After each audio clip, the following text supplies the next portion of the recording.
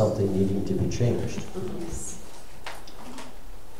John Hagee once said that it's a mystery how God preordained the future of the world and yet gave each one of us free choice.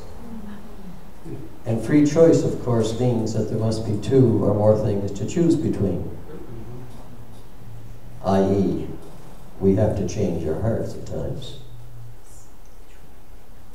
If you've been here for the last few weeks, I've been going through the first few books of the Bible. And really, those books are about choices. Choices that everybody has made, choices that the Hebrews made during that time of their life. And the first 5 books are primarily through choices that were made in the wrong way in many cases. Because mankind chose at the very beginning to break the first covenant with God. And it ended up that they were enslaved in Egypt because of famine for about 300 years. Then the next 4 books of the Bible really tell about the choices and the choices that were made, many of them wrong, as Moses led them across the Sinai Desert to the Promised Land. And it's amazing how many times people will be taught the right way, only to go back on it a little while later and have to be taught again all over. When they reached the Promised Land, Joshua took them into that country.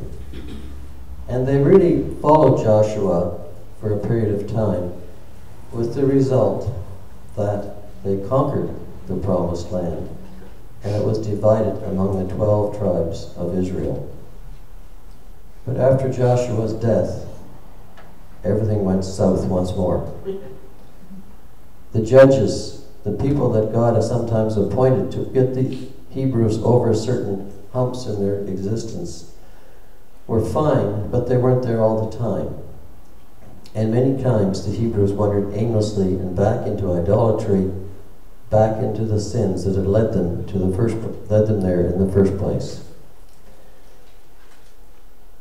When Moses gave his last admonition to the Hebrews, he said this in Deuteronomy chapter 11. It said, verse 12, "If you hearken diligently unto my commandments, which I command you, to love Jehovah your God and to serve him with all your heart and with all your soul, that I will give the rain of your land in its season, and that thou may gather in your grain and your new wine and your oil. However, if you take heed to yourself, and you turn aside and serve other gods, and worship them, and the anger of Jehovah is kindled against you, and he shut up the heavens, so that there shall be no rain, the land shall not yield its fruit, and you shall perish quickly from off the good land." We have made choices throughout our lives which have been far from what the Bible has told us to do. You wonder sometimes when you see the earthquakes and the droughts and the famines and the forest fires, if somehow this is not part of this promise that God made back in Deuteronomy. Amen. But during the period of the Judges, at least, another famine came in the land, just as God said it would if people turned away from him. And during that time, one family, Elimelech and his wife and his daughters, and his sons, had to leave the Promised Land. And they went to the land of Moab. Now, Moab and Israel had never had very good relations. It was the king of Moab who tried to get the prophet Balaam to curse the Israelites, only to have them blessed instead. But instead, had them deceived. It was Europe who killed the king of Moab during the period of the Judges. So it was not a great relationship. But this is where this family went. And the sons married 2 Moabite women when they were there. Even though God had expressly told the Jewish men not to marry pagan women. As it turned out, both the husband of Naomi and her 2 sons died in Moab. So we had choices. Naomi could have stayed there, but she chose to go back to Bethlehem, to where she would do her kinfolk. The 2 daughters-in-law could have chosen to go with her, or could have stayed. One chose to go back to her own people in Moab. It was her choice, and nothing particularly wrong with that choice at the time. But the other daughter-in-law, Ruth, decided to stay with Naomi. And she followed Naomi back, all the way back to Bethlehem. A long journey, most of it uphill, by the way, until she arrived in the city of Bethlehem. She made a choice. She made a choice to follow her mother-in-law. During that choice, she showed a number of things. First of all, she showed loyalty to Naomi. She showed persistence in that loyalty. She showed dedication in that loyalty.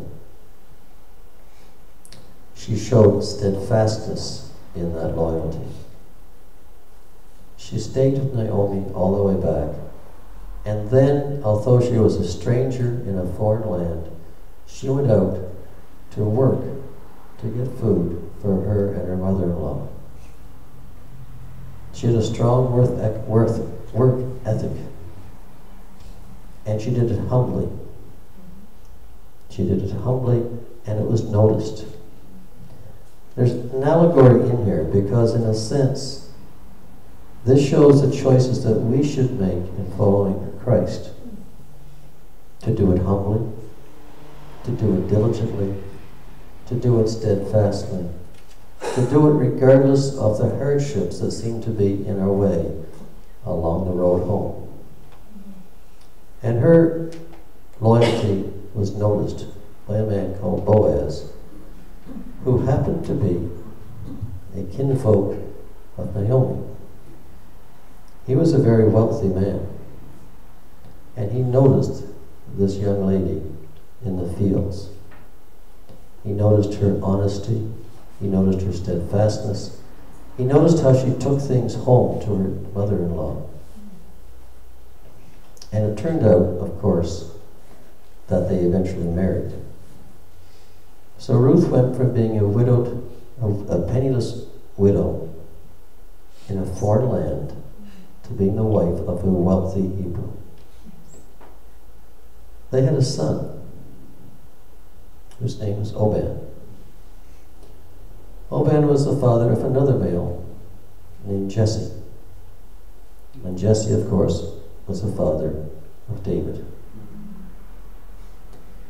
The whole point of this story, which is a romantic story in the midst of the history of the Hebrews, is to show how, first of all, God will take people who are outside of the normal walk.